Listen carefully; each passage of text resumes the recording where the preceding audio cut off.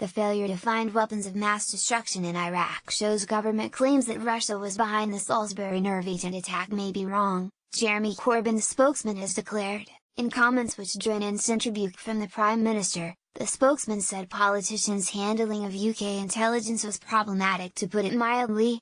He also suggested that the chemical weapon may have fallen into the hands of a country other than Russia following the breakup of the Soviet Union. The spokesman spoke out after Mr. Corbyn was criticised by MPs from across the House of Commons for his refusal to directly blame Russia for the poisoning of former double agent Sergei Skripal and his daughter, Yulia. The pair were found unconscious on a bench in a shopping precinct in Salisbury, Wiltshire, 10 days ago.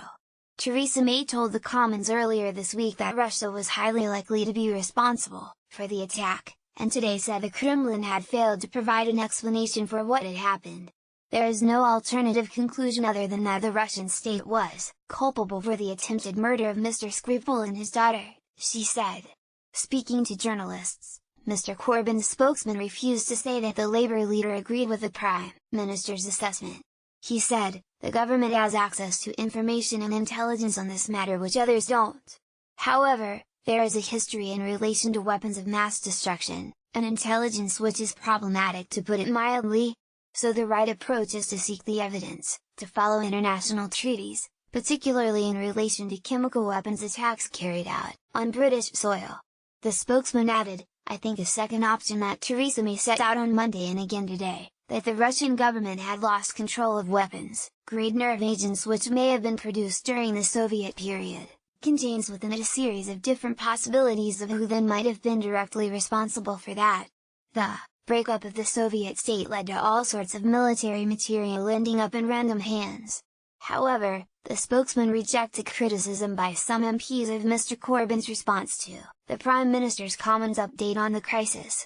He said, "In these kinds of crises, there are often initial reactions which aren't necessarily later backed up by reality of facts. I think Jeremy's record in relation to judgment in relation to international crises is probably better than anybody else in the House of Commons.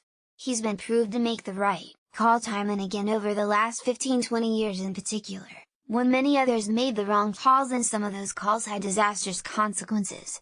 Told about the spokesman's WMD remarks by Tory MP Alex Shelbrooke, Theresa May said, "I am surprised and shocked at the statement that has been put out by the spokesman for the leader of the opposition.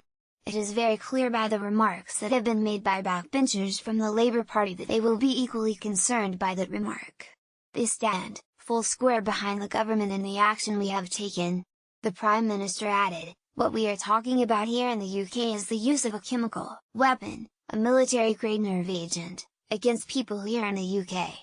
That is very clear and it is quite wrong and outrageous that the leader of the opposition spokesman has made the comments in relation to this that he has."